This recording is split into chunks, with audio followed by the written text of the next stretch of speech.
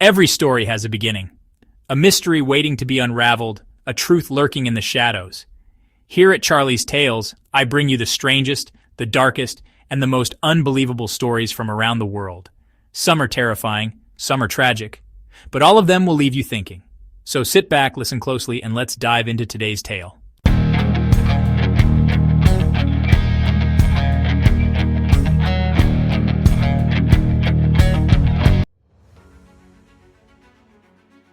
On the 8th of May, 2019, 35-year-old Amanda Eller set out for what was supposed to be a quick hike in the Maui Forest Reserve on the Hawaiian island of Maui.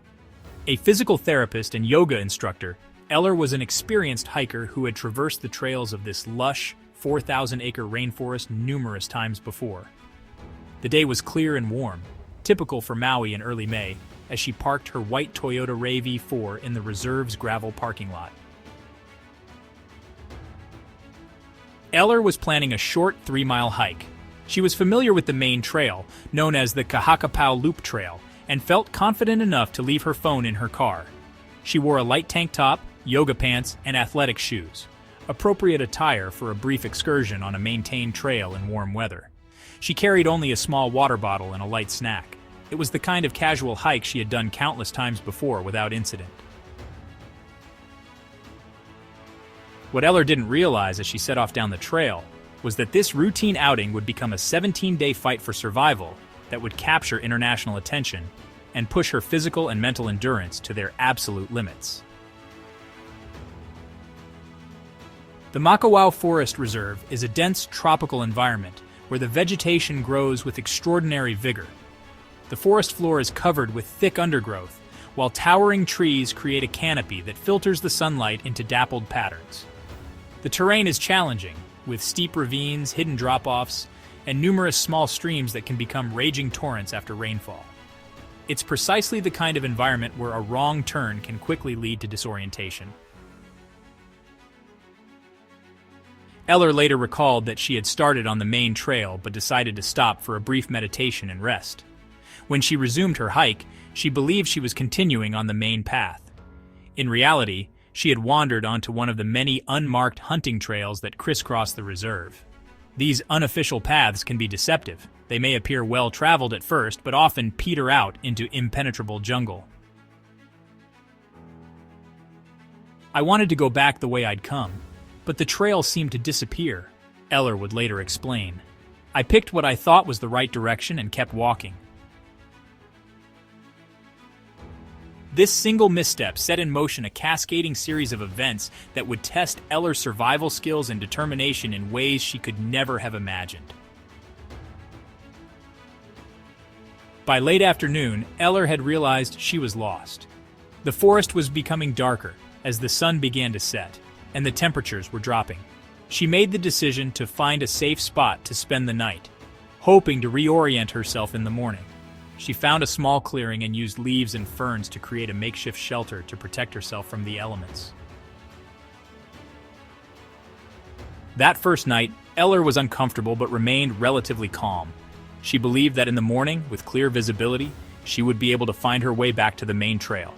What she didn't know was that back at the parking lot, her car had been noticed by a park ranger who saw it remain there after closing time. The ranger made a note but didn't immediately raise an alarm. It wasn't uncommon for hikers to return to their vehicles shortly after dark. By the next morning, the 9th of May, Eller tried to retrace her steps but found herself becoming increasingly disoriented. The forest looked the same in every direction, a sea of green with no distinguishing landmarks.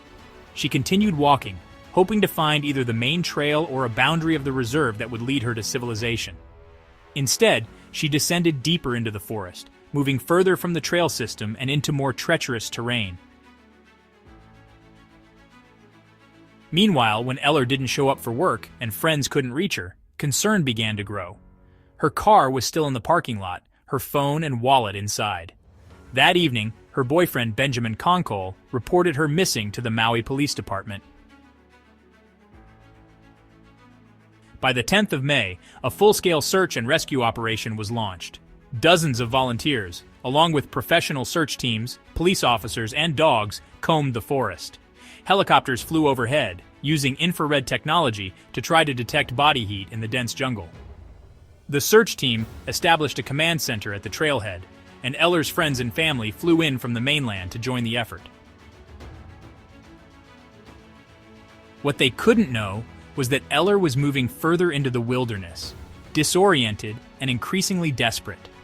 She later estimated that she had traveled nearly 5 to 7 miles from the trail system, descending into steep ravines and climbing up ridges in her efforts to find a way out.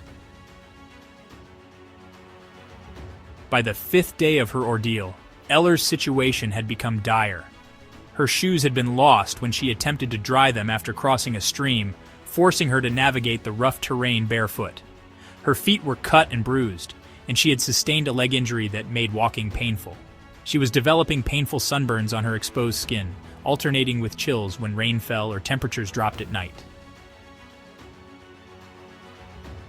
Despite these challenges, Eller maintained her composure and relied on her knowledge of wilderness survival. She recognized that water was her most critical need, so she focused on staying near streams and waterfalls. She collected water in leaves and plant materials, taking care to choose moving water rather than stagnant pools that might harbor bacteria. For food, she foraged for what she could identify as safe: strawberry guavas, wild raspberries, and various plants she recognized from her yoga practice as non-toxic. She even ate moths and other insects when more substantial food wasn't available. Still, her calorie intake was minimal, and she was losing weight rapidly. "I was eating plants that weren't necessarily food grade, but I knew they weren't poisonous," she later recalled. "I was looking for anything that would provide sustenance." Her nights were spent in makeshift shelters constructed from branches and leaves. She tried to stay close to water sources, both for hydration and because she believed rescuers might search along streams. The forest was often cold and wet at night, with temperatures dropping into the 60s. Without proper clothing or shelter, she developed a cough and respiratory issues. Back at the command center, the search was intensifying. Eller's family offered a $20,000 reward for information leading to her recovery. Hundreds of volunteers searched the forest, but the dense vegetation made progress slow and difficult. Experienced trackers and hunters familiar with the area joined the effort, but as days passed without any sign of her, hopes began to dim.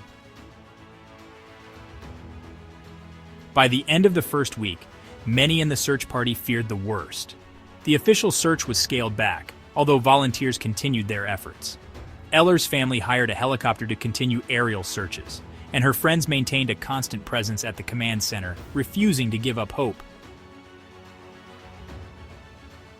Unknown to them, Eller was alive, but in increasingly desperate circumstances. Around the 10th day of her ordeal, she suffered a broken leg when she fell into a ravine while trying to navigate the treacherous terrain.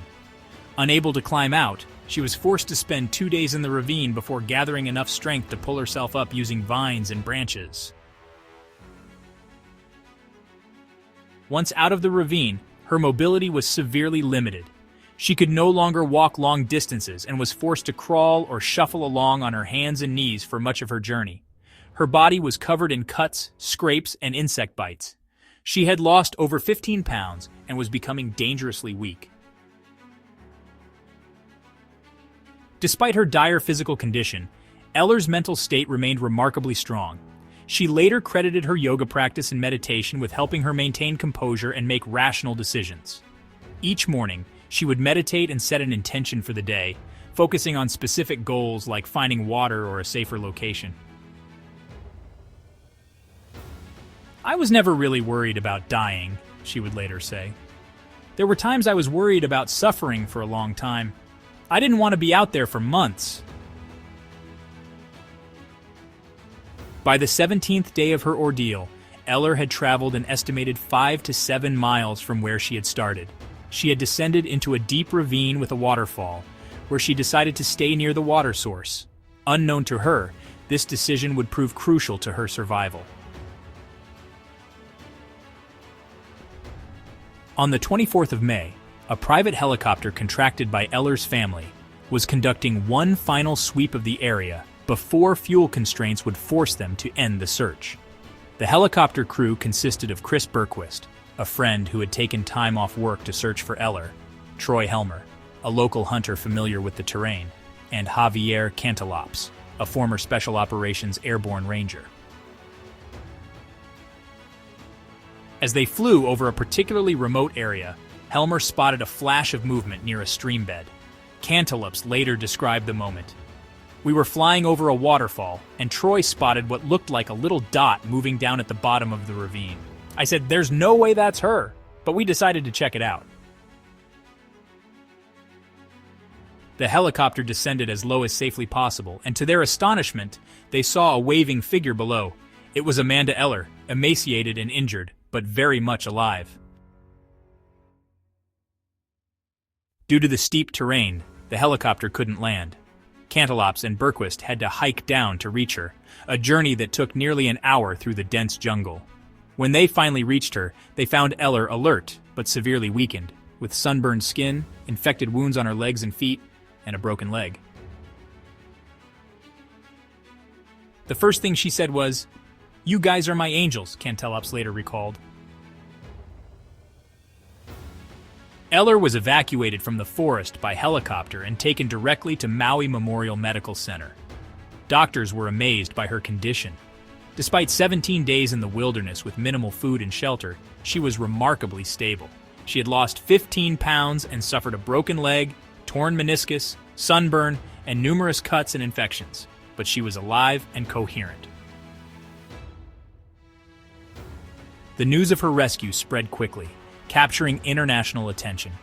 Images of Eller being lifted into the helicopter, thin and battered but with a smile on her face, became iconic symbols of survival against overwhelming odds.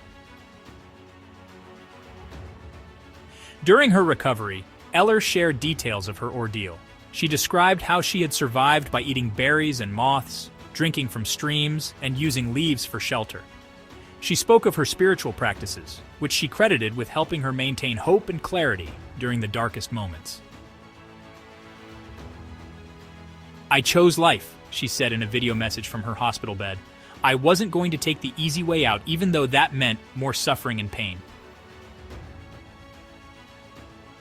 Medical professionals were impressed by her survival strategies. Dr. Zora Bulatovich, who treated Eller, noted that her decision to stay near water sources was crucial. "Dehydration is one of the biggest threats in a survival situation," Dr. Bulatovich explained. By prioritizing water and staying near streams, she made a decision that likely saved her life. Survival experts who analyzed her case pointed to several factors that contributed to her survival.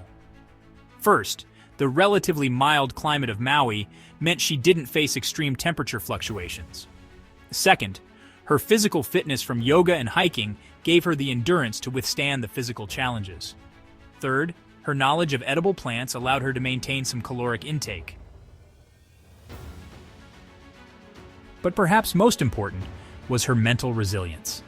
Les Stroud, the survival expert known as Survivor Man, commented on Eller's case. "Survival is far more mental than physical. Her ability to maintain a positive outlook and make rational decisions in the face of extreme stress is what ultimately saved her." Eller's rescue became a testament to the power of human resilience and the importance of never giving up hope. The search effort, which had involved hundreds of volunteers and professionals over 17 days, demonstrated the impact of community determination. In the months following her rescue, Eller underwent extensive physical therapy to recover from her injuries. She also faced criticism from some who questioned her decision to hike alone without a phone or adequate supplies. Eller acknowledged that she had made mistakes but hoped her experience would serve as a lesson to others. "I should have had my phone. I should have had water.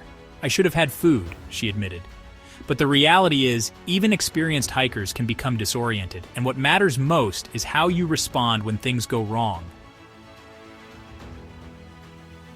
Today, Eller continues to work as a physical therapist and yoga instructor. She has established a foundation to support search and rescue operations and to educate hikers about wilderness safety. She frequently speaks about her experience, emphasizing the importance of preparation, awareness, and mental resilience in survival situations. Her story serves as a powerful reminder of the unforgiving nature of wilderness environments and the thin line between a pleasant afternoon hike and a life-threatening emergency. It also highlights the remarkable capacity of the human body and spirit to endure when pushed to the very limits of existence. As Eller herself put it in a later interview, every moment in life is a choice. Even in the darkest times, we always have the choice to keep going, to find beauty, to choose life. That's what I learned in those 17 days, that the human spirit is stronger than we can possibly imagine.